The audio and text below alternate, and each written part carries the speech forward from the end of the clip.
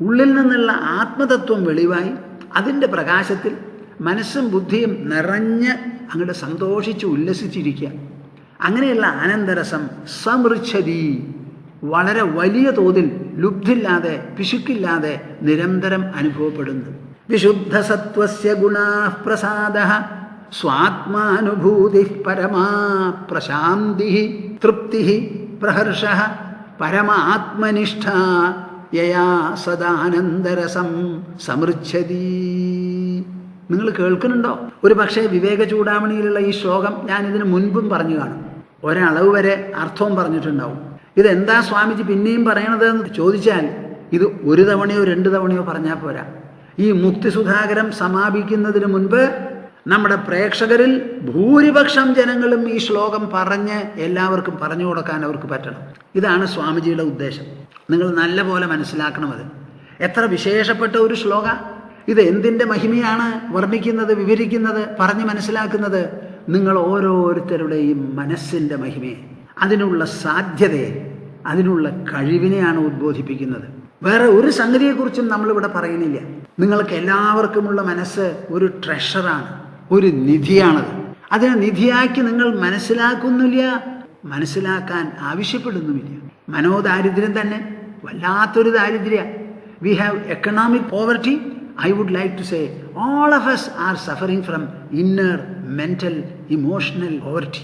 ആ ഡെസ്റ്റിറ്റ്യൂഷനാണ് നമ്മളെ കഷ്ടപ്പെടുത്തുന്നത് മുഴുവനും. അതില്ലാതെയാവണം. അപ്പോൾ മദ്ഭക്ത്യാ ശുദ്ധസത്വസ്യ എന്ന് പറഞ്ഞാണ് സിദ്ധിപ്രകരണം പര്യവസാനിപ്പിക്കുന്നത്. ആര്? കൃഷ്ണൻ. എൻ്റെ ഭക്തി ഒന്നു മതി നിങ്ങളെ ശുദ്ധസത്വനാക്കാൻ. ദൃഗ്ദൃശ്യ വിവേകം എന്നൊരു ഗ്രന്ഥമുണ്ട്, ശങ്കരാചാര്യർ രചിച്ചതാ.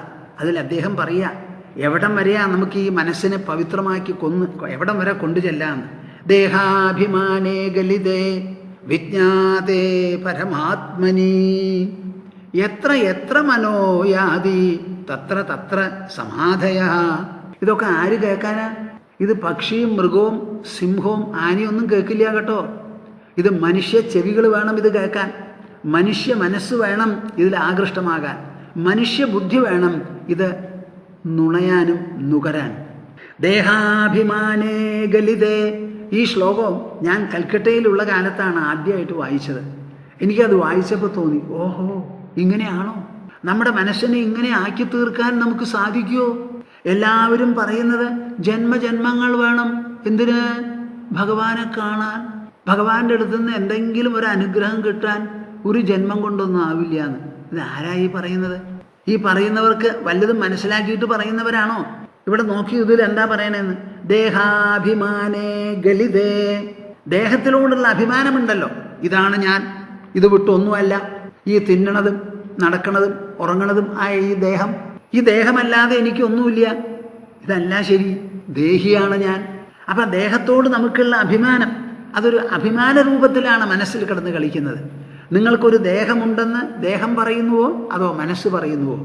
എന്താ നിങ്ങൾ മിണ്ടാത്തെ? ആലോചിക്കുന്നുണ്ടോ? എനിക്കൊരു ദേഹമുണ്ടെന്ന് ദേഹം പറയുന്നുവോ അതോ നിങ്ങളുടെ മനസ്സ് ഉണരുന്നുവോ? മനസ്സ് പറയുന്നതാ എനിക്കൊരു ദേഹമുണ്ടെന്ന്. മറ്റു പലതും പറയുന്നത് പോലെ എൻ്റെ മുൻപിൽ ഒരു വീടുണ്ട്, ഇതാ സൂര്യൻ ഉദിച്ചു. ഇതൊക്കെ ആരാ പറയണത്? കണ്ണല്ല. കണ്ണിൻ്റെ സഹായത്തോടു കൂടി മനസ്സ് പറയുന്നതാ. ആ മനസ്സ് തന്നെയാണ് ഉദ്ബോധിപ്പിക്കുന്നത് എനിക്കൊരു ദേഹമുണ്ടെന്ന്. അപ്പം ആ ദേഹത്തോടുള്ള അഭിമാനം മനോജന്യമാണ്, മനസ്സൃഷ്ടമാണ്, മനസ്സ് രചിക്കുന്നതാണ്, അത് നിലനിർത്തുന്നതാണ്. ആ അഭിമാനം ആത്മഭാവന കൊണ്ടും ആത്മധ്യാനം കൊണ്ടും ആത്മവിചാരം കൊണ്ടും ആത്മസാക്ഷാത്കാരം കൊണ്ടും ആ അഭിമാനം അങ്ങോട്ട് വീണുപോയി എന്നുണ്ടെങ്കിൽ ഗലിതേ വിജ്ഞാതേ പരമാത്മനി. ഈ ദേഹത്തെ വെളിപ്പെടുത്തുന്നതായ ദേഹി, ആ പരമാത്മാവ് വേണ്ടതുപോലെ അറിയപ്പെട്ടു, ഉണരപ്പെട്ടു, അനുഭവിക്കപ്പെട്ടു, തെളിഞ്ഞു കണ്ടു എന്നുണ്ടെങ്കിൽ എത്ര മനോയാതി തത്ര സമാധയ. മനസ്സ് എവിടെയൊക്കെ പോകുന്നുവോ അവിടെയൊക്കെ സമാധിയ. നിങ്ങൾ ഇതുവരെ പറഞ്ഞു കേട്ടിട്ടുള്ളത് എന്താ പറഞ്ഞു കേട്ടിട്ടുള്ളത്? സ്വാമിജി കണ്ണടച്ച് ധ്യാനിക്കണം. ആ ധ്യാനിക്കുന്ന സമയത്ത് ഏകാഗ്രത വേണം. ആ ഏകാഗ്രതയിൽ മനസ്സ് ഒരു സ്ഥലത്തും പോകരുത്. അങ്ങനെ കുറേ കാലം ഏകാഗ്രമായി ചിന്തിച്ച് മന്ത്രം ജപിച്ച് അങ്ങനെ അങ്ങോട്ട് വേണം ഉണ്ടാവാൻ. അനവധി ജന്മങ്ങൾ, ഇതൊക്കെയാണ് നിങ്ങളുടെ ഭാഷ. ഇതൊക്കെ ഒന്ന് പൊളിച്ചെഴുതുവപ്പാ. ഏത് മനസ്സാണോ ആവലാതിപ്പെടുന്നത് അതേ മനസ്സിന് സന്തോഷത്തിൽ ആറാടാനും സാധിക്കും.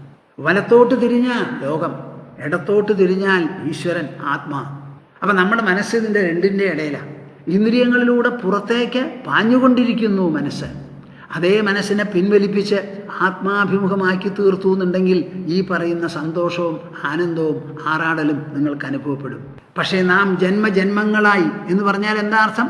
നമ്മുടെ മാതാപിതാക്കൾ, അവരുടെ മാതാപിതാക്കൾ, അവരുടെയും മാതാപിതാക്കൾ, ഇവരെല്ലാവരും പെറ്റ കുട്ടി പുറത്തേക്കാണ് നോക്കുന്നത്, ഒരൊറ്റ ആൾ ഉള്ളിലേക്ക് നോക്കുന്നില്ല. കുട്ടികളോട് നാം പറയാറില്ല, എൻ്റെ പൊന്നു മോനെ മോളെ, ആ വിളക്കിൻ്റെ മുൻപിൽ ഒരു 10 മിനിറ്റ് നീ കണ്ണടച്ചിരിക്കുക എന്ന് നിങ്ങൾ പറയാറുണ്ടോ? നിങ്ങൾ ഇരിക്കാറുണ്ടോ? ഇല്ല. എപ്പോൾ നോക്കിയാലും കണ്ണ് തുറന്നിട്ടാ. കുറച്ച് അടച്ചിരിക്കുവപ്പാ. കാലത്ത് മുതൽക്ക് കാണുന്നു, ഉറങ്ങുന്നത് വരെ വലിയ ക്ഷീണാണ് ഈ കണ്ണിന്. ശബ്ദമുണ്ടെങ്കിലേ ചെവി കേൾക്കുള്ളൂ. കണ്ണ് എപ്പോഴും കാണും. ഒന്നുമില്ലെങ്കിൽ ഒന്നുമില്ല എന്ന് കാണും കണ്ണ്. അപ്പം കണ്ണിനൊരു വിശ്രമവും ഇല്ല. അതിനാണ് കണ്ണിൻ്റെ പോള തന്നിരിക്കുന്നത്. ആ പോള ഇങ്ങനെ അടഞ്ഞുകൊണ്ടിരിക്കണം. ഓരോരിക്കൽ അടയ്ക്കുമ്പോഴും കണ്ണിന് വിശ്രമമാണ്, കണ്ണിന് ഫ്രഷ്നെസ്സാണ്. അപ്പം 10 മിനിറ്റ് കണ്ണടച്ചിരുന്ന് ഉള്ളൊന്ന് നോക്കൂന്ന് നിങ്ങൾ ആരെങ്കിലും പറയുന്നുണ്ടോ? ചെയ്യുന്നുണ്ടോ? രണ്ടുമില്ല. പിന്നെ എങ്ങനെയാ നേരെയാവുക? നേരെയാവില്ല, ആവില്ല. കാര്യം കിടക്കുന്നത് ഉള്ളിലാ. അപ്പം നിങ്ങൾ വിചാരിക്കരുത്, അയ്യോ ഈ ധ്യാനം വിഷമമാണ്, ഈ സമാധി ലബ്ധമല്ല, അത് കിട്ടില്ല. ആര് പറഞ്ഞു?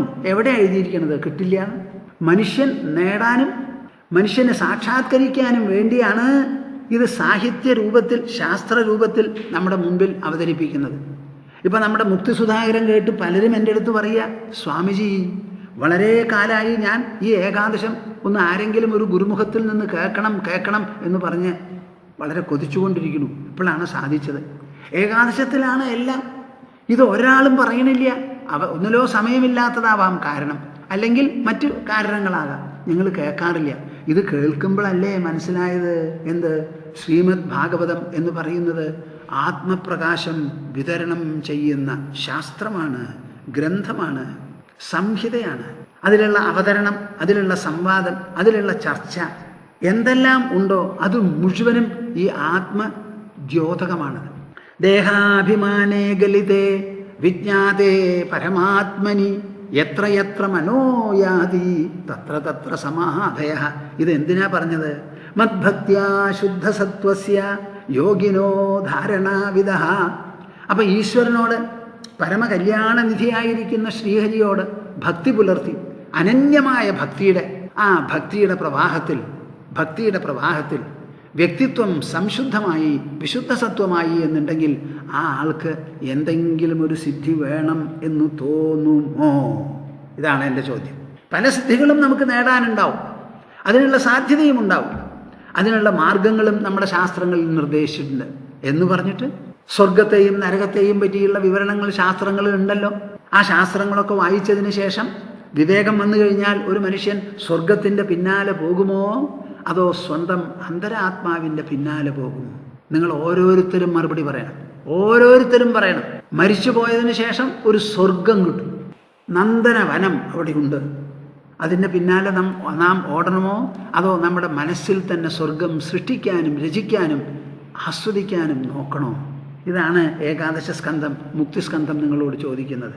തസ്യത്രൈകാലികീ ബുദ്ധി ജന്മമൃത്യുപബൃംഹിത. ജന്മം മൃത്യു എല്ലാം തന്നെ മനസ്സിലാക്കാവുന്നത്. എന്താ അവസാന സത്യം ജന്മമൃത്യുവിനെ പറ്റി? ദേഹത്തിനാണ് ജന്മവും മരണവും, എനിക്ക് അമരത്വമാണ്. ആ അമരത്വം എന്നുള്ളതാണ് സത്യം. അപ്പോൾ ഇത് നല്ല പോലെ മനസ്സിലാക്കുക. ബാക്കിയുള്ളവരുടെ മനസ്സിനെയും അറിയാൻ കഴിയും നമുക്ക്. നമ്മുടെ മനസ്സിനെ മാത്രമല്ല.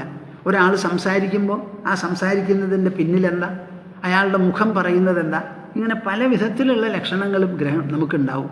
അറിവ് എന്ന് പറയുന്നത് ബഹുമുഖമാണ്. എല്ലാറ്റിനെയും അറിയുന്നതും ഉണരുന്നതും നമ്മുടെ മനസ്സാണ്. ആ മനസ്സിന് സാക്ഷിയായിരിക്കുന്നതാണ് ആത്മാവ്. ആ ആത്മാവിനെക്കുറിച്ച് ധ്യാനിച്ച് ആത്മഗ്രഹണം, ആത്മജ്ഞാനം, ആത്മസാക്ഷാത്കാരം, ആത്മാനുഭൂതി, ആത്മാ ഉപലബ്ധി ഉണ്ടായി എന്നുണ്ടെങ്കിലോ എല്ലാം അതിൻ്റെ നിർഗളനമാണ്, അതിൻ്റെ പ്രസ്ഫുരണമാണ്, അതിൻ്റെ സ്ഫുലിംഗങ്ങളാണ് ലോകം മുഴുവനും. അപ്പം അതിനെ ഗ്രഹിക്കാൻ നമുക്ക് പറ്റില്ലേ? പറ്റും. അതാണ് മൂലജ്ഞാനം. കൃഷ്ണൻ പറഞ്ഞങ്ങോട്ട് കയറുകയാണ്. ഇതുവരെയൊക്കെ നിങ്ങൾ കേട്ടത് സിദ്ധിയെ പറ്റിയിട്ടാണ്. ഇപ്പോൾ കേട്ടോളൂ. ഉദാസീനേ മയി പരേ പ്രകൃതേർഗുണവൃത്തിഷു ചിന്തയേത് ധാരയേച്ഛേദോ ദ്വന്ദ്വൈർ നൈവാഭിഭൂയതേ. എൻ്റെ പ്രേക്ഷകരെ ഇതൊക്കെ വിവേകത്തോടു കൂടി കേൾക്കുന്നുണ്ടോപ്പാ? അതോ നിങ്ങൾ കഥയായിട്ട് കേൾക്കുന്നുവോ?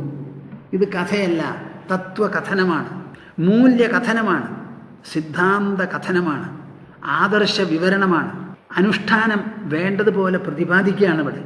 ഉദാസീനേ മയി പരേ പ്രകൃതേർ ഗുണവൃത്തിഷു. ഞാൻ പലപ്പോഴും ആലോചിക്കും, ഈ ഗ്രന്ഥം എങ്ങനെയാണ് വേദവ്യാസ മഹർഷി രചിച്ചത്? വേദവ്യാസ മഹർഷി ഭാരതത്തിൽ പിറന്ന ഒരു മഹർഷിയാണ്, ഒരു ക്രാന്തദർശിയാണ്, ഒരു തപോധനൻ, ഒരു തപസ്വി. ഈ ഭാരതത്തിലാണ് ജനിച്ചത്. അപ്പോൾ ഈ വേദവ്യാസർക്ക് ജന്മം നൽകിയത് ആരാ? നിങ്ങൾ പറയും പരാശരരാണെന്ന്, ഭൂമാനന്ദ സ്വാമിജി പറയും ഭാരതാംബയാണ്. എന്തു പറയുന്നു? എൻ്റെ പിന്നാലെ വരുന്നവരെത്രയുണ്ട്? നമ്മളുടെയൊക്കെ വിചാരം അച്ഛനമ്മമാർ നമുക്ക് ജന്മം നൽകിയെന്ന. എത്രയോ അച്ഛനമ്മമാർ ലോകത്തിൽ മക്കൾക്ക് ജന്മം നൽകുന്നുണ്ടല്ലോ. അവിടെ ഒരു വേദവ്യാസ മഹർഷിയെയോ ഒരു ശുഗമഹർഷിയെയോ കാണില്ലല്ലോ. ഭാരതത്തിൻ്റെ കാലാവസ്ഥയിലും അന്തരീക്ഷത്തിലും സംസ്കാരത്തിലും ആ മൂശയിലിട്ട് പഠിപ്പിച്ചിട്ടാണല്ലോ ഇത് മുഴുവൻ ഉണ്ടാവുന്നത്. അപ്പം നമ്മുടെ ജനനിയുടെ മഹിമയാണത്. അനാദികാലം മുതൽക്ക് ഇവിടെ ആത്മഗീതം, ആത്മഗാനം, ആത്മസംഗീതം, ആത്മപ്രകാശം, ആത്മപൂരിതമായി ജീവിക്കുക, ഇതാണ് നമ്മുടെ ആദർശം. ഒരിക്കലും നാം ഈ ബാഹ്യലോകത്തെ കണ്ട് ഭ്രമിച്ച് അങ്ങോട്ട് വീണിട്ടില്ല ഈയാമ്പാറ്റയെ പോലെ. കാര്യം ഇവിടെ കുട്ടികൾ ജനിക്കുന്നു, വളരുന്നു, ഉദ്യോഗം ഭരിക്കുന്നു, വിദേശത്തേക്ക് പോകുന്നു, കല്യാണം കഴിക്കുന്നു. ഇതൊക്കെ ചെയ്യുന്നുണ്ടെങ്കിലും നമുക്കറിയാം ഈ ദേഹം വീണുപോകാനുള്ളതാണ്. എല്ലാം സമ്പാദിച്ചു കൂട്ടുന്ന ദേഹം തന്നെ വിടാനുള്ളതാണെങ്കിൽ പിന്നെ ഈ സമ്പത്തുകളാണോ നമ്മുടെ കൂടെ വരാൻ പോകുന്നത്? ഒന്നും വരില്ല എന്ന് നമുക്കറിയാം. അപ്പം എന്ത് തന്നെ പറഞ്ഞാലും ഈ ലോകത്തോട് വൈരാഗ്യം, പരമസത്യത്തോട് അത്യുത്കടമായിരിക്കുന്ന സ്നേഹവും ആഭിമുഖ്യവും പ്രതിബദ്ധതയും, ഇതാണ് നമ്മുടെ പാട്ട്, നമ്മുടെ സംസ്കാരം. അപ്പം ഈശ്വരനെ പറ്റി പറയാണ്, ഉദാസീനേ മയി പരേ. ആരാത് പറയുന്നത്? കൃഷ്ണ പരമാത്മാവ്. എവിടെ ഇരുന്നിട്ടാ? ദ്വാരക രാജധാനിയിൽ സിംഹാസനത്തിലിരുന്ന് പറയാണ് കൃഷ്ണൻ, ഉദാസീനേ പരേ മയി. അങ്ങേ അറ്റം ഉദാസീനനായിരിക്കുന്ന എന്നിൽ. കേൾക്കുന്നുണ്ടോ നിങ്ങൾ? ഒരു 100 കാത് കടം മേടിച്ച് കേൾക്കൂ. കൃഷ്ണനെ പറ്റി പറയുകയാണ്. എന്ത്? ഉദാസീനേ മയി പരേ. എന്തിലും ഉദാസീനൻ? പ്രകൃതേഹ ഗുണവൃത്തിഷു. ഈ കാണുന്ന ലോകം മുഴുവൻ പ്രകൃതിയുടെ വിലാസമാണ്. ആ പ്രകൃതി എല്ലാം ഉണ്ടാക്കി തീർക്കുന്നത് എങ്ങനെയാ?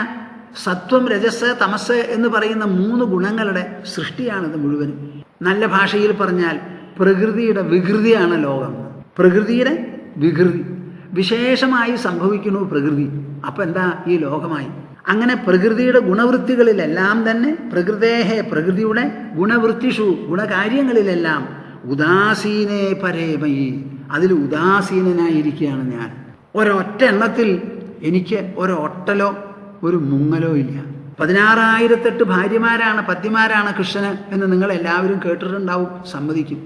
ഈ 16,008 പേരുണ്ടായിട്ടും ആ കൃഷ്ണന് വല്ല കുറവോ കൂടുതലോ ഉണ്ടായോ? ഒന്നുമില്ലല്ലോ. അദ്ദേഹം ഇതിലൊക്കെ ഉദാസീനനാണ്. ഒരു ഭാഗത്ത് ഇത്രയധികം കന്യകമാർ കല്യാണം കഴിക്കണം എന്ന് പറഞ്ഞപ്പോൾ സമ്മതിച്ചു. എത്ര ആൾക്കാരെ അദ്ദേഹം കൊന്നൊടുക്കി. സ്വന്തം അമ്മാവനെ പ്രായമൂപ്പ് വരുന്നതിന് മുൻപ് തന്നെ കൊല്ലേണ്ടി വന്നു അദ്ദേഹത്തിന്. നിങ്ങൾ ആരെങ്കിലും ഒരു പൊട്ട അമ്മാവനോ അച്ഛനോ ഉണ്ടെങ്കിൽ, ക്ഷത്രിയന്മാരായിരുന്നു എന്നുണ്ടെങ്കിൽ ഇങ്ങനെ ചെയ്യാൻ പുറപ്പെടുമോ? എന്ത് പ്രവൃത്തിയാണ് കൃഷ്ണൻ ചെയ്യാത്തത്? എന്നാൽ ആ ചെയ്ത പ്രവൃത്തിയിൽ എന്തിലെങ്കിലും അദ്ദേഹത്തിന് ഒരു ഒട്ടലുണ്ടോ? അതില്ല. അപ്പോൾ നമുക്ക് സ്നേഹം, മൈത്രി പലതുമുള്ളതുപോലെ ഉപേക്ഷ എന്ന് പറഞ്ഞൊരു മനോഭാവമുണ്ട്. എന്ത്? ഉപേക്ഷ. അപേക്ഷ നിങ്ങൾക്ക് എല്ലാവർക്കും അറിയാം. അതുപോലെ ഉപേക്ഷ എന്നൊരു വാക്കുമുണ്ട് നമുക്ക്. ഉപേക്ഷ എന്ന് പറഞ്ഞാലോ എല്ലാറ്റിനോടും ഒരു ഉദാസീന ഭാവം. ഇതൊക്കെ എന്ത്? അവസാനം പോകാനുള്ളതാ. ഓന്തോടിയ വേലി വരെ. ഇതാണ് നമ്മുടെ പ്രമാണം. വാസ്തവത്തിൽ ഈ ഉദാസീന ഭാവം നമുക്കും വേണ്ടതാണ്. എന്താ കാരണം? എന്തൊക്കെയുണ്ടോ നമുക്ക് അതൊക്കെ വിട്ടുപോകാനുള്ളതാ. എല്ലാം ക്ഷണികങ്ങളുമാണ്. അപ്പം ക്ഷണികതയുടെ ഉള്ളിലാണ് നമ്മളിരിക്കുന്നത്. നമുക്ക് ചുറ്റും ക്ഷണികതയാണ്. അതിൻ്റെ ഉള്ളിൽ ഇരിക്കുമ്പോൾ ഒന്നിനോടും ഒട്ടലുണ്ടായാൽ ആ ഒട്ടൽ സാർത്ഥകമാകാൻ പോകുന്നില്ല, ഉപദ്രവേ ആവുള്ളൂ. നമുക്ക് ഇത്രത്തോളം ആണ് സ്ഥിതിയെങ്കിൽ നമുക്കൊരു കുടുംബം, അതിൽ 4 അംഗങ്ങൾ, അവർക്ക് വരുന്ന ആപത്തുകളോ മരണങ്ങളോ അകാല മരണങ്ങളോ ഒക്കെ ഉള്ളൂ. പക്ഷെ നിങ്ങളൊന്ന് ആലോചിച്ച് നോക്കുവോ അതോ മിണ്ടാതിരിക്കുമോ? നല്ലോണം നോക്കിക്കോളൂ. എന്ത്? ഈശ്വരൻ്റെയാണ് ഈ ലോകം മുഴുവനും. നിങ്ങൾക്ക് നിങ്ങളുടെ കുടുംബവും കുടുംബാംഗങ്ങളും എങ്ങനെയോ, ആ കുടുംബാംഗങ്ങൾക്ക് വരുന്ന രോഗാദി അവസ്ഥകളും എല്ലാം എങ്ങനെയോ, അതേമാതിരി ഈ ലോകം മുഴുവനും തൻ്റെ കുടുംബമായിരിക്കുന്ന ഈശ്വരന് ക്ഷണം പ്രതി എത്ര മരണങ്ങളാണ് ഇവിടെ നടക്കുന്നത്. എത്ര ഉറുമ്പ് ചാവും, എത്ര ഈച്ച ചാവും, ഇഴജന്തുക്കളുണ്ട്, പക്ഷികളുണ്ട്, മൃഗങ്ങളുണ്ട്, എന്തൊക്കെയാണ് ഇവിടെ. മനുഷ്യൻ നടക്കുന്ന സമയത്ത് പലതിനെയും നാം കൊന്നുകൊണ്ടാണ് നിലത്തിൽ നടക്കുക. അപ്പം അനുക്ഷണം മരിച്ചുകൊണ്ടിരിക്കുന്നതായി ഈ ലോകം. വാസ്തവത്തിൽ ഇതിലൊക്കെ ഈശ്വരൻ്റെ അംശമല്ലേ ഓരോ ജീവനും. അപ്പം തൻ്റെ ഓരോ അംശമാണ് ഈ മരണത്തിന് വിധേയമാവുന്നത് ഒരു നിലയ്ക്ക്. അങ്ങനെ ഇരിക്കുമ്പോൾ ഈശ്വരനെ എപ്പോഴും കരയാൻ പറ്റുമോ? ദുഃഖം കൊണ്ടാടാൻ പറ്റുമോ? സാധിക്കില്ല. ഉദാസീനത എന്ന് പറയുന്നത് മാത്രമാണ് ഈശ്വരനെ സംരക്ഷിക്കുന്നതും നിലനിർത്തുന്നതും. ഗീതയിൽ അദ്ദേഹം പറയുന്നുണ്ട്, ഭക്തന്റെ ലക്ഷണങ്ങൾ വർണ്ണിക്കുമ്പോൾ എന്താ പറയുന്നത്? അനപേക്ഷ ശുചിർദക്ഷ ഉദാസീനോ ഗതവ്യഥ. ഈ വാക്കുകളൊക്കെ ഇതൊരു കാവ്യമാണത്. അനപേക്ഷ ശുചിർദക്ഷ ഉദാസീനോ ഗതവ്യഥ. അനപേക്ഷ ശുചിർദക്ഷോ ഉദാസീനോ ഗതവ്യഥ. കാവ്യമാവുമ്പോൾ അങ്ങനെയാ പറയുക. പകുതി ശ്ലോകമാണത്. ഈ പകുതി ശ്ലോകം നിങ്ങൾ പഠിച്ചു വച്ചാൽ ഒരു ജീവിതത്തിന് മുഴുവനും നിങ്ങളുടെ പിൻഗാമികൾക്കും വേണ്ട ആത്മബലമായി, മനസ്സാന്നിധ്യമായി, ക്ഷമയായി, സഹനശക്തിയായി. അനപേക്ഷ ഒന്നിലും ആശയില്ലാതെ, ശുചി വളരെ വൃത്തിയോടുകൂടി കളങ്കമില്ലാതെ സത്വഗുണപ്രധാനമായി, ദക്ഷ സർവകാര്യങ്ങളും മിടുക്കോടുകൂടി ശുറുശുറുക്കോടുകൂടി നടത്തണം. ഉദാസീന എന്നാൽ ഉദാസീനനുമാവണം. ഗതവ്യഥ ഒന്നിനെക്കുറിച്ചും വേദനിക്കരുത്, വേവലാതിപ്പെടരുത്, ശോചിക്കരുത്. എന്ത് സംഭവം വന്നാലും വന്നു, പ്രകൃതിയുടെ ഗതിവിഗതികളിൽ പെട്ടതാണ്. അങ്ങനെ പലതും മുമ്പ് നടന്നിട്ടുണ്ട്, ഇനിയും നടക്കാം. അതിലെന്താണ് ഇത്ര വിശേഷം? അതിൽ നാം ഇണങ്ങിച്ചേരാതെ പിണങ്ങി നിൽക്കരുത്, ഒരു വ്യഥയും അനുഭവിക്കരുത്. ഈ ലോകത്തിൽ നാം മനുഷ്യരായി ജനിച്ചത് സന്തോഷിക്കാനും സൗഭാഗ്യം അനുഭവിക്കാനുമാണ്. അതിൻ്റെ സ്ഥാനത്ത് ആര് പറഞ്ഞു നിങ്ങളോട് ദുഃഖിക്കാൻ? ഈ ലോകഗതികളും ക്രമങ്ങളും നിങ്ങൾ നിശ്ചയിക്കുന്നതാണോ? നിങ്ങളോട് ചോദിച്ചിട്ടാണോ ഇത് നിശ്ചയിച്ചിരിക്കുന്നത്? ആ ഗതിവിഗതികൾക്ക് അനുസരിച്ച് ഇവിടെ പലതും നടക്കും. മനുഷ്യരാണെങ്കിൽ അവർ വിവാഹം കഴിക്കും, ദാമ്പത്യ ജീവിതം നടത്തും, അതിൻ്റെ ഭാഗമായി ഗർഭാധാനം ഉണ്ടാവും, കുട്ടിക്ക് മൂപ്പെത്തി പ്രസവിക്കും, അമ്മ പ്രസവിക്കും, കുട്ടിക്ക് ജന്മം നൽകും, അതും വളരും. ഇതിങ്ങനെ നടന്നുകൊണ്ടിരിക്കുന്നു. അതിൽ എത്ര കാലം നമ്മൾ ജീവിക്കുന്നുവോ അത്ര നാള് വിവേകത്തോടും ഉദാസീനതയോടും കൂടി ഇരിക്കുക. ഇതാണ് നമ്മുടെ ധർമ്മം. പക്ഷേ ആ ഉദാസീനത, ഉപേക്ഷ എന്ന് പറയുന്ന ഗുണങ്ങളെ പറ്റി നാം ചിന്തിക്കാറേ ഇല്ല. അതന്നെയാണ് ദുരിതം പോവാത്തത്. മനസ്സിന് ദുഃഖം എങ്ങനെ പോവും?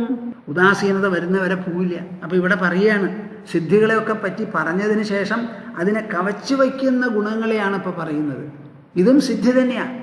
എന്ത് സിദ്ധി? ഉൾസിദ്ധികൾ, മനസ്സിദ്ധികൾ, ബുദ്ധിസിദ്ധികളാണ്. ഉദാസീനേ മയി പരേ പ്രകൃതേർ ഗുണവൃത്തിഷു ചിന്തയേത് ധാരയേച്ഛേദോ. ഈശ്വരൻ ഉദാസീനനായിട്ടാണ് പ്രകൃതിയുടെ ഗുണവൃത്തികളിൽ കഴിഞ്ഞുകൂടുന്നത്. ആ പരമമായിരിക്കുന്ന ഈശ്വരൻ, എല്ലാറ്റിലും വെച്ച് ഏറ്റവും ഉപരിയാണ് ഈശ്വരൻ്റെ നില. അദ്ദേഹത്തെ അലങ്കരിക്കുന്നതും നിലനിർത്തുന്നതും ഉദാസീനതയാണെന്ന് മനസ്സിലാക്കി ഉദാസീനനായിരിക്കുന്ന എന്നിൽ മനസ്സിനെ ചെലുത്തി ഏകാഗ്രമായി ധ്യാനിച്ച് ആ ഗുണവിശേഷങ്ങളെക്കുറിച്ച് മാത്രം ഉണർന്നങ്ങനെ ഇരിക്കുമ്പോൾ ദ്വന്ദ്വൈർനൈവാഭിഭൂയതേ, നിർദ്വന്ദ്വത്വം എന്ന് പറയുന്ന നിലയെ കൈവരിക്കാൻ സാധിക്കും. ദ്വന്ദ്വൈഹി, ദ്വന്ദ്വങ്ങളാൽ. എന്താണ് ദ്വന്ദ്വം? ഈ ലോകത്തിലുള്ളതൊക്കെ ദ്വന്ദ്വ സമാഹാരമാണ്. ഇത് പലതവണ നാം പറയാറുള്ളതാണ്. എന്തൊക്കെയുണ്ടോ അതൊക്കെ ദ്വന്ദ്വങ്ങളാണ്. ലാഭം നഷ്ടം, ഉന്മ അനുന്മ, രാത്രി പകല്, പുരുഷൻ സ്ത്രീ, വിജയം പരാജയം എന്നിങ്ങനെ എന്തെല്ലാം ഉണ്ടോ അത് മുഴുവനും ദ്വന്ദ്വങ്ങളാണ്. അത് വസ്തുക്കളിലുണ്ടാവാം, ഭാവങ്ങളിലുണ്ടാവാം, അനുഭവങ്ങളിലുണ്ടാവാം, അറിവ് മേഖലയിലുണ്ടാവാം. ഈ ദ്വന്ദ്വങ്ങൾ നമ്മുടെ മനസ്സിനെ ആക്രമിച്ച് കീഴടക്കില്ല. ദ്വന്ദ്വങ്ങളിൽ നമ്മുടെ മനസ്സ് എപ്പോഴും പൊന്തിക്കിടക്കും.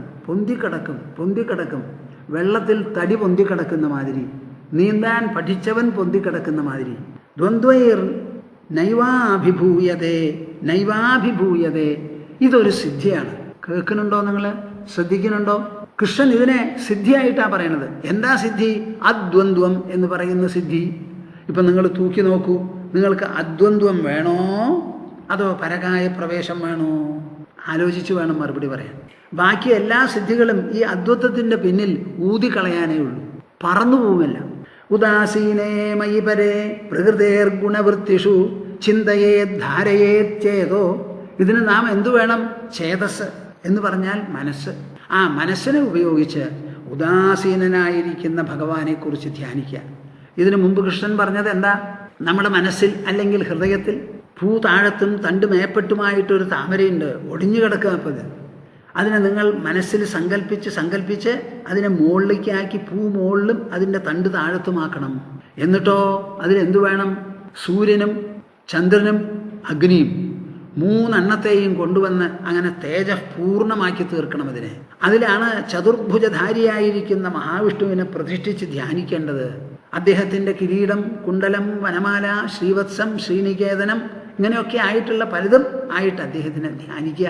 ധ്യാനിച്ചതിന് ശേഷമോ ആ പൂർണ്ണ ധ്യാനത്തെ, പൂർണ്ണാംഗ ധ്യാനത്തിൽ നിന്ന് മനസ്സിനെ ചുരുക്കി മുഖം മാത്രം. മുഖത്തിൽ എവിടെ? ആ പുഞ്ചിരി തൂകുന്ന ആ ചുണ്ടുണ്ടല്ലോ, മുഖം അവിടെ ആയിരിക്കണം. അവിടെ മനസ്സ് ഉറച്ചു കഴിഞ്ഞു എന്നുണ്ടെങ്കിലോ അവിടുന്ന് എടുത്ത് ആകാശത്തിൽ ഘടിപ്പിക്കുക. ആകാശത്തിൽ ഘടിച്ചു കഴിഞ്ഞാലോ തച്ചത്യക്വാമദാരോഹോ നകിഞ്ചിതപി ചിന്തയേ. അവിടുന്ന് മനസ്സിനെ എടുത്ത് ഒന്നും ചിന്തിക്കാതെ ഇരിക്കണം. അങ്ങനെ ഒരു ധ്യാനം അവിടെ പഠിപ്പിച്ചു. ഇവിടെയോ? ഇവിടെ പറയുന്ന ധ്യാനം അതൊന്നുമല്ല. ഈശ്വരൻ ഉദാസീനനാണെന്ന് വിചാരിക്കണം. ആ ഉദാസീനതയെക്കുറിച്ച് ധ്യാനിച്ച് നിങ്ങൾക്ക് അദ്വന്ദ്വം എന്ന് പറയുന്ന നില വരണം. ഈ ലോകത്തിൽ ഒന്നിനെ കണ്ടാലും ഒരു കോളടക്കമില്ല, ഭ്രമമില്ല, ആകർഷണമില്ല, വികർഷണമില്ല, ഭയമില്ല, മത്സരമില്ല, അസഹിഷ്ണുതയില്ല. നിറഞ്ഞ മനസ്സോടുകൂടിയിരിക്കണം. നമ്മുടെ മനസ്സിനെ തീണ്ടാനോ ഇടുക്കാനോ കലക്കി മറിക്കാനോ വെട്ടിമുറിക്കാനോ അതിനെ ഇരിക്കുന്ന സ്ഥാനത്തിൽ നിന്ന് അട്ടിമറിക്കാനോ ഒരു സംഭവത്തിനും ഒന്നിനും കഴിയരുത്. അങ്ങനെയുള്ള ഒരു ഉദാസീനത ഇത് ആകർഷകമായിട്ടുള്ള ഒരു വികാരമല്ല, വികർഷകമായിട്ടുള്ള ഒരു വികാരമല്ല. രണ്ടുമില്ലാതെ ഇരിക്കുന്ന ഒരു കണ്ണിങ്ങനെ പകുതി തുറന്ന് ഒന്നും കാണാതെ ഇരിക്കുന്നവർ. തുറന്നിട്ടുണ്ടോ? ഉവ്വ്. എന്നാ കാണുന്നുണ്ടോ? ഇല്ല. ഇതേമാതിരി ഒരവസ്ഥയാണ്. സർവഭൂതഹൃദിസ്ഥം മാം ആത്മാനം സർവസാക്ഷിണം ധാരയേത് ആത്മനശ്ചിത്തം പരേഷാം പരിപശ്യതി. ഇടകലർത്തിയാ കൃഷ്ണൻ പറയുന്നത്. ഇപ്പൊ പറഞ്ഞത് അദ്വന്ദ്വം. ഇനിയോ ആകർഷകമായിരിക്കുന്ന വേറെ ഒരു സിദ്ധിയെ പറ്റിയിട്ടാണ് പറയുന്നത്. ആ സിദ്ധിക്ക് എന്താ പേര്? പരചിത്തജ്ഞാനം. സർവഭൂതഹൃദിസ്ഥം മാം ആത്മാനം സർവസാക്ഷിണം. ഒക്കെ ഭഗവാനാണ്. പക്ഷെ ആ ഈശ്വരനെ പല പ്രകാരത്തിലും വിശേഷിപ്പിക്കുകയാണ്, പല ലക്ഷണങ്ങളോടുകൂടി കാണുകയാണ്. ഏത് ലക്ഷണം ധ്യാനിച്ചാൽ നമുക്ക് നമ്മുടെ ഉദ്ദേശം നിറവേറുമോ അതേമാതിരിയുള്ള ലക്ഷണം. നമ്മൾ എന്താ ഈശ്വരനെ സ്തുതിക്കാൻ ഉപയോഗിക്കാറുള്ളത്? സഹസ്രനാമങ്ങളാണ്, 1000 നാമം. നിങ്ങൾക്ക് ഓരോരുത്തർക്ക് എത്ര നാമമുണ്ട്? ഒരു നാമേ ഉള്ളൂ. രണ്ടാമതൊരു പേര് പറഞ്ഞാൽ പോലീസ് പിടിക്കും നിങ്ങളെ, ഇവൻ നുണ പറയണമെന്ന് പറഞ്ഞിട്ട്. ഭഗവാന് വേണ്ട നാമങ്ങളാണ്, ഒരു കുഴപ്പമില്ല, എത്ര നാമങ്ങളും. അപ്പോൾ ഈശ്വരനെ പലതരത്തിലും എന്തിനാണ് ഈ സഹസ്രനാമങ്ങൾ പറഞ്ഞിരിക്കുന്നത്? നമ്മുടെ മനസ്സിന് അതിന് അനുഗുണമായിരിക്കുന്ന ശക്തി കിട്ടാൻ വേണ്ടി.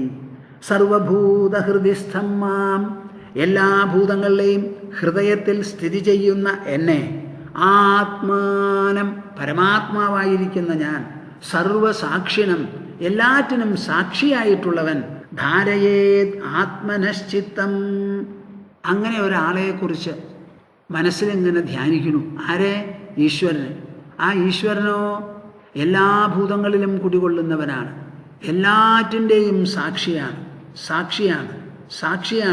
അപ്പം അദ്ദേഹം അറിയാത്തതൊന്നുമില്ല, കാണാത്തതൊന്നുമില്ല. അങ്ങനെ ഒരു ഈശ്വരനെ കുറിച്ച് ധ്യാനിക്കുമ്പോൾ അദ്ദേഹത്തിനുള്ളതുപോലെയുള്ള അറിവ് നിങ്ങൾക്കുണ്ടാവും. പരേഷാം പരിപശ്യതി. അന്യൻ്റെ മനസ്സ് നിങ്ങൾക്ക് മനസ്സിലാക്കാൻ സാധിക്കും. എന്താ കാരണം?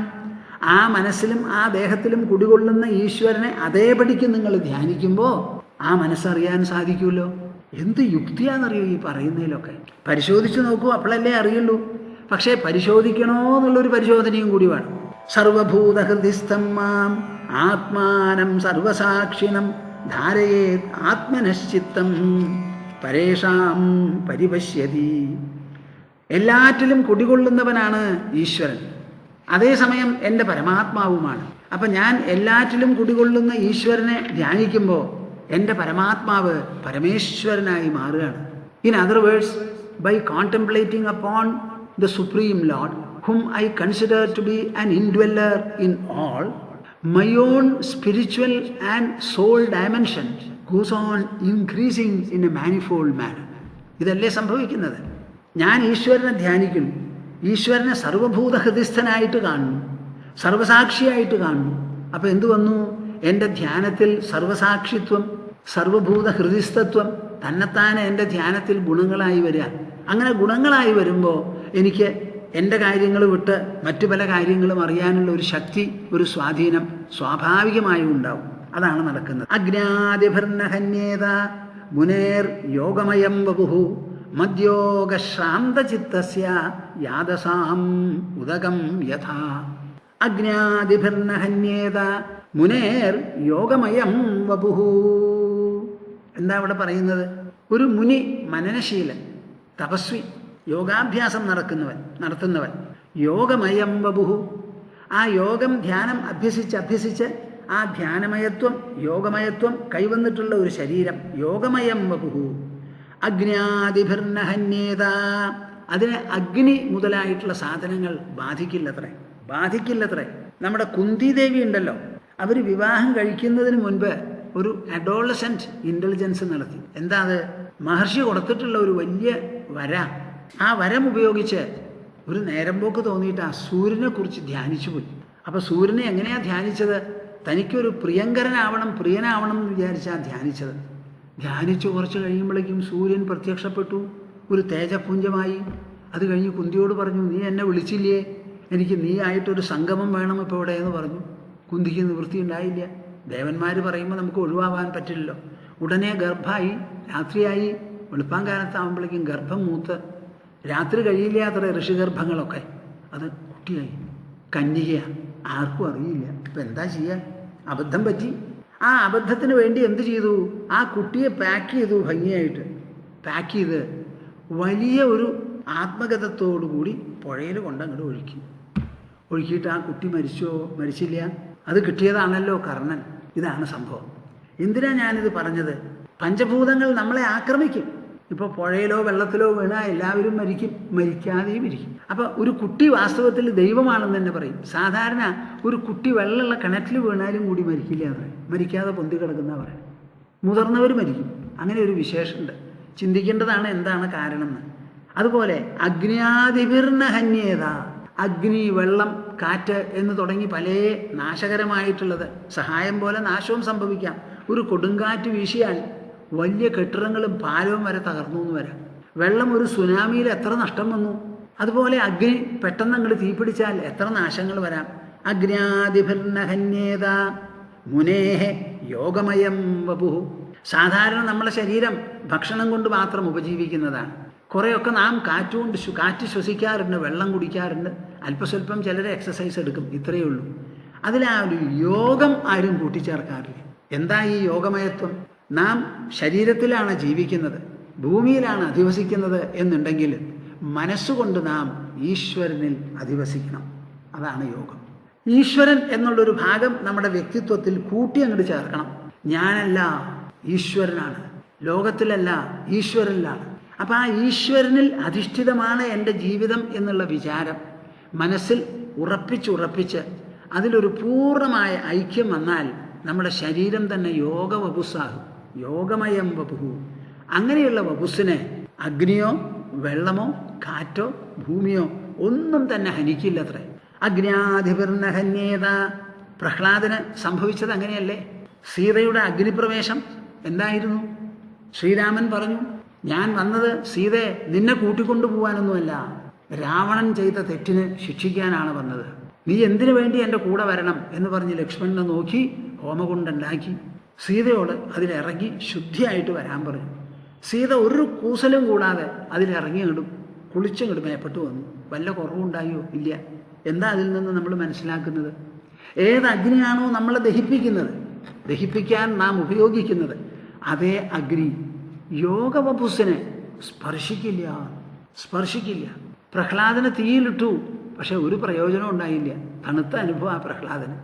മദ്യോഗശ്രാന്തചിത്തസ്യ മദ്യോഗ ശ്രാന്തചിത്തസ്യ. എന്താ ഇതിനർത്ഥം?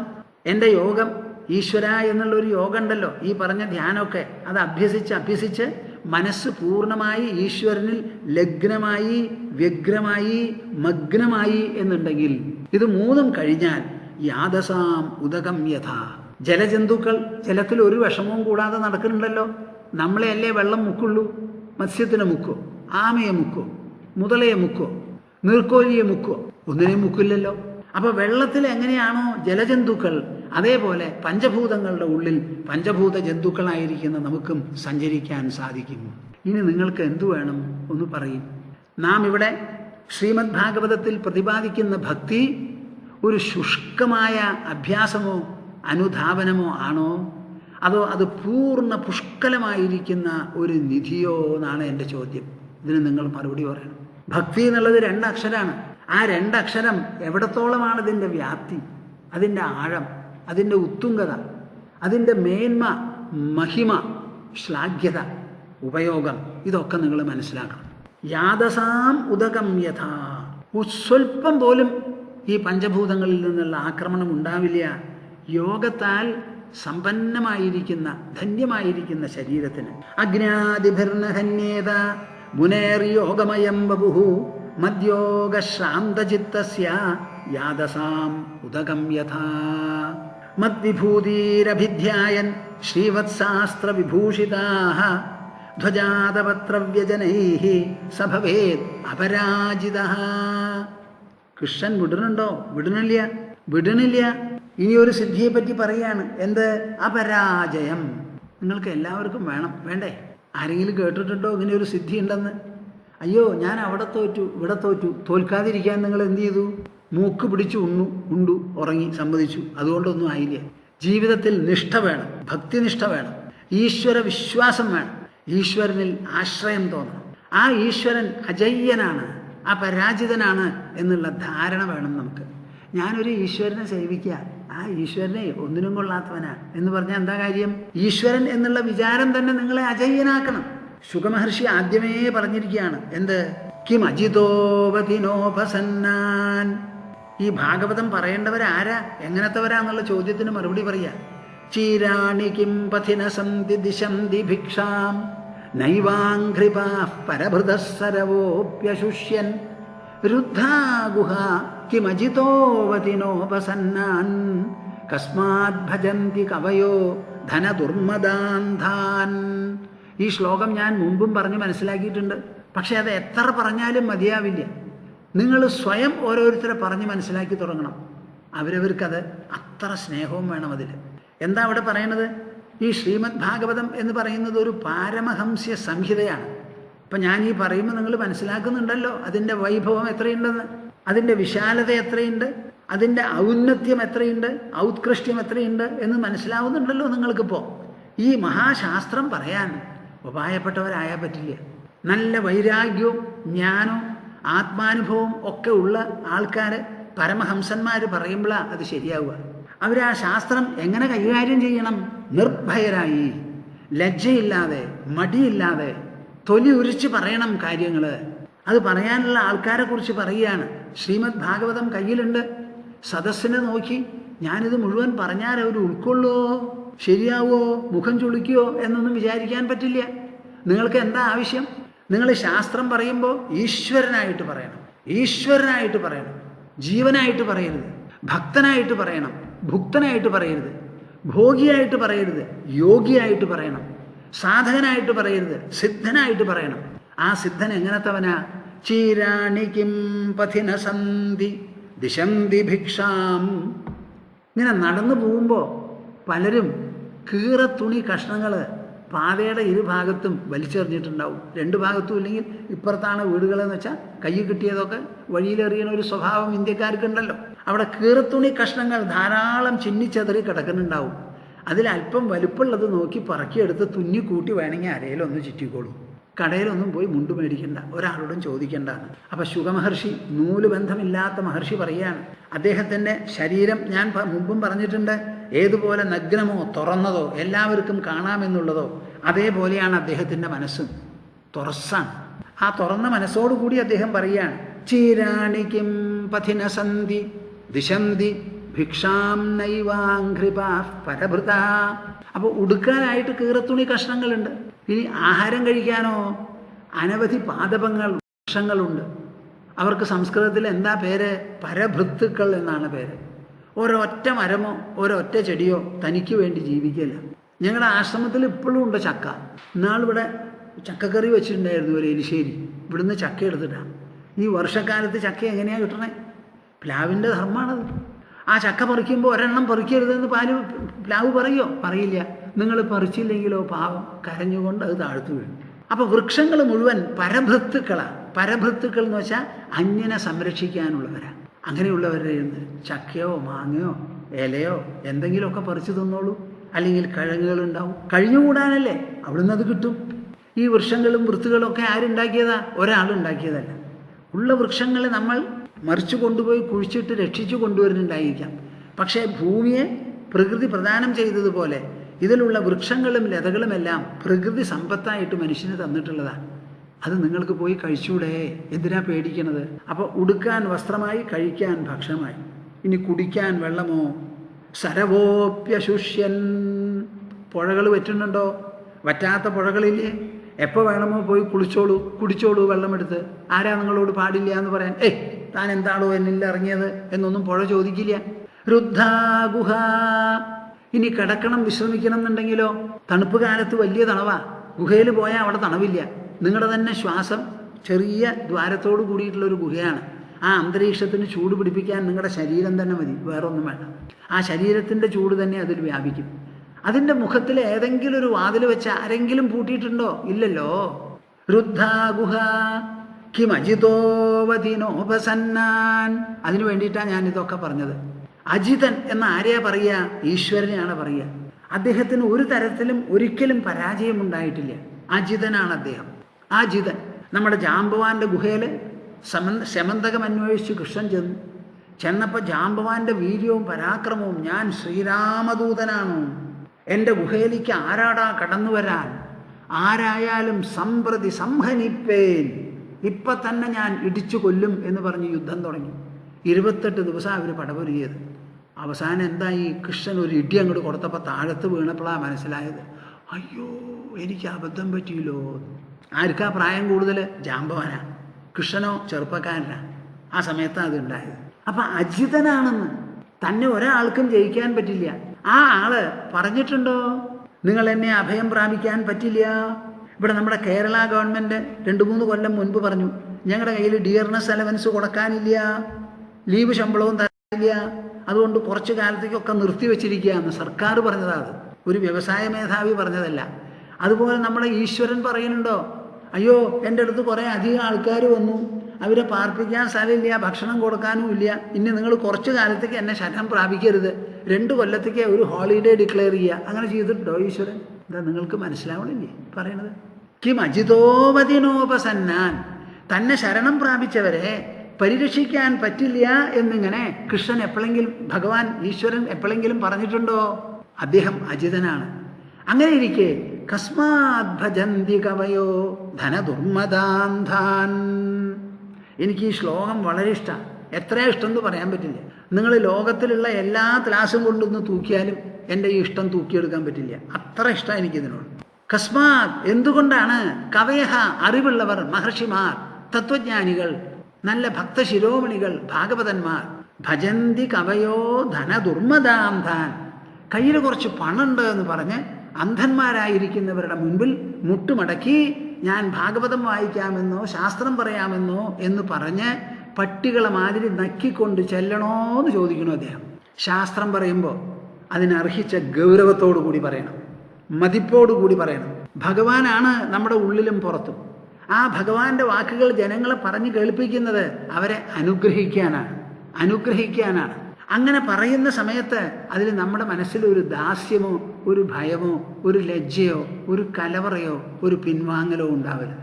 വേദവ്യാസ മഹർഷി എങ്ങനെ തൊലി ഉരിച്ച് കാര്യങ്ങൾ പറഞ്ഞിട്ടുണ്ടോ അതേമാതിരി പരമഹംസ ചിത്തത്തോടു കൂടി വേണം ഈ ശ്രീമദ് ഭാഗവതം പറയാൻ. അത്ര വിശേഷപ്പെട്ടതാണ്. ഞാനിത് എന്തിനാ പറഞ്ഞത്? ഈശ്വരൻ അപരാജിതനാണ്, അജിതനാണ്. ആ ഈശ്വരനെ കുറിച്ച് ധ്യാനിക്കുന്നവർക്ക് അപരാജയം എന്ന സിദ്ധി ഉണ്ടാവും. ആ ഭാവമാണ് ഇവിടെ ധ്യാനിക്കേണ്ടത്. മദ്വിഭൂതിരഭിധ്യായൻ, എൻ്റെ വിഭൂതികൾ എന്ന് പറഞ്ഞാൽ എന്താ അർത്ഥം? അസാമാന്യവും അസാധാരണവും അലൗകികവുമായിരിക്കുന്ന ഭാവങ്ങളോടുകൂടി ഈശ്വരൻ പല സന്ദർഭങ്ങളിലും പലതും ചെയ്തിട്ടുണ്ട്, അവതരിച്ചിട്ടുണ്ട്. അങ്ങനെ പല വിധത്തിലുള്ള അവതാരങ്ങളെക്കുറിച്ച് ഭഗവാന്റെ കഴിവുകൾ, ഈശ്വരൻ്റെ കഴിവ് കൊണ്ടാണല്ലോ ലോകം സൃഷ്ടിച്ചത്. അതിൻ്റെ ഒരു ലക്ഷണമല്ലേ നമ്മുടെ ഈ ശരീരം, അതിലല്ലേ നമ്മുടെ സ്കള്ള്, നമ്മുടെ ബുദ്ധി. ഈ സൃഷ്ടിയിൽ ഏറ്റവും വിശേഷപ്പെട്ടതും ആ നിർവചനീയവുമായിട്ടുള്ളത് മനുഷ്യൻ്റെ തലച്ചോറാണത്രേ. അത് ഈശ്വരൻ്റെ സൃഷ്ടിയാണ്. ഇങ്ങനെ ഓരോരുത്തർക്കും ഓരോ തലച്ചോറും കൊടുത്ത് സൃഷ്ടിച്ചിട്ടുള്ളതായ ഈശ്വരൻ ഉപായപ്പെട്ടവനാ? അല്ല. അദ്ദേഹം എപ്പോഴെങ്കിലും പരാജയപ്പെടുന്ന ഒരു കാലമുണ്ടോ? ഇല്ല. അർത്ഥേഷ്വഭിജ്ഞസ്വരാട് പലതവണയും ഞാൻ പറഞ്ഞിട്ടുള്ളതാണ്. ഇവിടെ അതാത് കാലത്ത് എന്ത് നേടിയെടുക്കണോ, ജനനന്മയ്ക്ക് വേണ്ടി, ലോക നന്മയ്ക്ക് വേണ്ടി, ഭദ്രതയ്ക്ക് വേണ്ടി, അത് നേടിയെടുക്കാനുള്ള കരുത്തും കാഴ്ചയും ശുഷ്കാന്തിയും ഈശ്വരനുണ്ട്. അദ്ദേഹത്തിന് തടയാൻ ഒരാൾക്ക് പറ്റില്ല. കംസനോട് 8 കുട്ടികൾ ഉണ്ടാവുന്നതിന് മുൻപ്, ആദ്യത്തെ ഗർഭത്തിന് മുൻപ് മുൻവാക്ക് നൽകിയത് അശരീരി. നിന്റെ സഹോദരിക്ക് ജനിക്കാൻ പോകുന്ന 8ാമത്തെ കുട്ടിയാണ് നിന്റെ ഘാതകൻ. വേണ്ട സമയം കിട്ടിയല്ലോ കംസനെ പരിരക്ഷിക്കാൻ. സ്വയം എന്തൊക്കെയാ മുൻകരുതലെടുത്തത്? ഗർഭിണിയായിരിക്കുന്ന സഹോദരിയെ നിഷ്ഠുരമായി ചങ്ങലക്കിട്ടു കാരാഗൃഹത്തിൽ. ഇതിലേറെ ആരെങ്കിലും ചെയ്യോ അവനവനെ രക്ഷിക്കാൻ? എന്നിട്ട് രക്ഷിച്ചില്ലല്ലോ, നടന്നില്ലല്ലോ. അപ്പോൾ മദ്വിഭൂതിരഭിധ്യായൻ, നിങ്ങൾക്ക് അജയ്യനായിരിക്കുന്ന ഒരു നില വേണം എന്നുണ്ടെങ്കിൽ എന്ത് വേണം? അവിടേക്ക് ഇവിടേക്കൊന്നും പോണ്ട. അതിനുവേണ്ടി ഇൻഷുറൻസ് എടുക്കുക. ഏത് കമ്പനിയാണ് എടുക്കുക? എത്രയാ കൊടുക്കണ്ടേ? എത്ര ലക്ഷത്തിനോ കോടിക്കോ ഇൻഷുറൻസ്? അതിനൊന്നും അല്ല പോണ്ടത്. ഏറ്റവും നല്ലത് സ്പിരിച്വൽ ഇൻഷുറൻസ് ആണ്, ഫിലോസോഫിക്കൽ ഇൻഷുറൻസ് ആണ്, റിലീജിയസ് ആൻഡ് ഡിവോഷണൽ ഇൻഷുറൻസ് ആണ് നമുക്ക് ആവശ്യം. ആ ഇൻഷുറൻസ് മദ്വിഭൂതിരഭിധ്യായൻ, എൻ്റെ വിഭൂതികളെ ധ്യാനം ചെയ്യുക. ആ വിഭൂതികളിൽ ഇപ്പോൾ ദശാവതാരം നമ്മൾ പറയുന്നുണ്ടല്ലോ. ഒരു മത്സ്യം, അതിന് എത്രയാണ് ശക്തി? അതിൻ്റെ യോഗ്യത എന്താ? കൂർമ്മം, അതിൻ്റെ ശക്തി എത്രയാണ്? ഇങ്ങനെ പലതുമായിട്ടുള്ള വിഭൂതികളെ ധ്യാനിച്ച് ശ്രീവത്സ് അസ്ത്രവിഭൂഷിതാഹ, ശ്രീകൃഷ്ണൻ ഉള്ളതാണ് ശ്രീവത്സം, ഒരു മറു. അതുമാതിരി ഇപ്പുറത്തെ ശ്രീയുടെ അധിവാസം, അസ്ത്രം, ശംഖ്, ചക്രം, ഗദ. ആ ചക്രമുണ്ടല്ലോ അതൊരു അസ്ത്ര. ബാക്കി പല അസ്ത്രങ്ങളും നീണ്ടിട്ടും വളഞ്ഞിട്ടും ഒക്കെയാണ്. അമ്പും വില്ല് എങ്ങനെയാ? ഒന്ന് കൂർത്തത്, നീണ്ടത്. വില്ലോ അത് അർദ്ധവൃത്തത്തിൽ, ഏതാണ്ട് അർദ്ധമല്ല, കുറച്ചും കൂടിയും കുറഞ്ഞ വൃത്തത്തിൽ, ഇങ്ങനെയൊക്കെയാണത്. ഇതോ ഒരു ചക്ര, അതിങ്ങനെ ഉരുണ്ടുരുണ്ടും, അതിൻ്റെ വ്യാപ്തിയും കൂടുതലാണ്. അങ്ങനെയുള്ള അസ്ത്രങ്ങളോട് കൂടിയിട്ടുള്ള വിഭൂഷിതം. അതിനാൽ വിഭൂഷിതമായിരിക്കുന്ന എൻ്റെ വിഭൂതികളെ ധ്യാനിച്ചാൽ ധ്വജാതപത്രവ്യജനൈഹി, കൊടിക്കൂറ, കൊട, ചാമരം, ഇത്യാദി സാധനങ്ങളോട് കൂടി എന്നെ ധ്യാനിച്ചാൽ സഭവേത് അപരാജിത, ആ ആൾ അപരാജിതനാവും. ഇവിടെ അപരാജയമാണ് നമുക്ക് ആവശ്യം. അപ്പം ശത്രുക്കളെ പോലും ധ്വംസിക്കാനുള്ളതായ അസ്ത്രശസ്ത്രങ്ങളോടുകൂടി നിങ്ങൾ എന്നെ ധ്യാനിച്ചോളൂ. അപ്പം ഏത് തരത്തിലുള്ള ആൾക്കാരെയും ജയിക്കാൻ നിങ്ങൾക്ക് സാധിക്കും. നിങ്ങളുടെ മുൻപിൽ ഒരാളും നിങ്ങളെ ജയിക്കാനായിട്ടുണ്ടാവില്ല. അജിതനാണ് ഈശ്വരൻ. ഞാൻ എപ്പോഴും പറയും, ഭക്തി ഒരു നിധിയാണ്. പക്ഷേ നിങ്ങളാരും ആ ഭക്തിയെ നിധിയാക്കി തീർക്കുന്നില്ല. എന്താ ഈ നിധിയാക്കി തീർക്കണില്ല എന്ന് പറഞ്ഞാൽ, അതെ എനിക്ക് ഈശ്വരനിൽ വിശ്വാസമുണ്ട്, ഞാൻ ഇടയ്ക്കിടയ്ക്കൊക്കെ ക്ഷേത്രത്തിൽ പോവാറുണ്ട്, തൊഴാറുണ്ട്, കയ്യിലുള്ളതനുസരിച്ച് വഴിപാടും കഴിക്കാറുണ്ട്, പിന്നെയും സ്വാമിജി എനിക്ക് എന്താ അങ്ങനെ? അതെന്തത്? ഈ ഏഴപ്പാട്ട് പാടുന്നുണ്ടല്ലോ, അർത്ഥമുണ്ടോ അതിൽ? നിങ്ങൾക്ക് എന്താണോ ആവശ്യം ആ ഭാവം ഈശ്വരനിൽ ധ്യാനിക്കൂ. നിങ്ങൾക്ക് സ്വയം ധ്യാനിക്കാൻ പറ്റില്ല, ഈശ്വരനെ കുറിച്ചെങ്കിലും ധ്യാനിക്കൂ. എൻ്റെ ഈശ്വരനോ മഹാലക്ഷ്മിയുടെ പതിയാണ്, ലക്ഷ്മീപതിയാണ്. ലക്ഷ്മി ഐശ്വര്യത്തെ പ്രതിനിധാനം ചെയ്യുന്നവളാണ്. ആ ലക്ഷ്മിയുടെ പതിയാണെന്നുണ്ടെങ്കിൽ എനിക്ക് പിന്നെ ലക്ഷ്മിക്ക് വല്ല കുറവും വരാമോ എന്ന് ധ്യാനിച്ചു നോക്കൂ. നിങ്ങൾക്ക് ലക്ഷ്മി ഉണ്ടാവും, ഐശ്വര്യമുണ്ടാവും. അപ്പം അപരാജയം വേണം എന്നുണ്ടെങ്കിൽ ഭഗവാനെ അപരാജിതനായി അസ്ത്രശസ്ത്ര വിഭൂഷിതനായിരിക്കുന്ന ഭഗവാനെക്കുറിച്ച് ആലോചിക്കുക. ആ മൂർത്തികളെ, ആ രൂപങ്ങളെ ധ്യാനിക്കുക.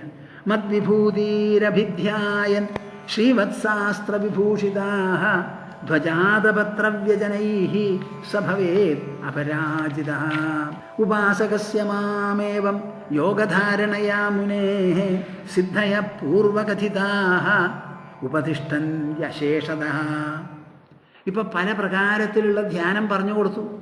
സൂര്യനെക്കുറിച്ച് ധ്യാനിക്കണം, വായുവിനെക്കുറിച്ച് ധ്യാനിക്കണം, അന്യൻ്റെ ദേഹത്തെക്കുറിച്ച് ധ്യാനിക്കണം, അവിടെ അമർത്തണം ഇവിടെ അമർത്തണം, ഇങ്ങനെ പലതും പറഞ്ഞു. ഇതൊക്കെ കഴിച്ചിട്ട് പറയുക, നിങ്ങൾ എന്തിനാ ഈ പൊല്ലാപ്പിനൊക്കെ പോണത്? ഉപാസകസ്യ മാമേവം യോഗധാരണയാ മുനേഃ സിദ്ധയഃ പൂർവകഥിതാഃ ഉപദിഷ്ടം യശേഷതഃ. ഇങ്ങനെ യോഗധാരണയോടുകൂടി എന്നെ ഉപാസിക്കുന്നതായ മഹർഷിക്ക് മുമ്പിൽ പറഞ്ഞ സിദ്ധികളെല്ലാം തന്നെ ഒന്നു വിടാതെ വന്നങ്ങോട്ട് നിൽക്കും. ഈശ്വരനാണല്ലോ ധ്യാനിച്ചത്, ആ ഈശ്വരനാണല്ലോ പ്രദാനം ചെയ്തത്.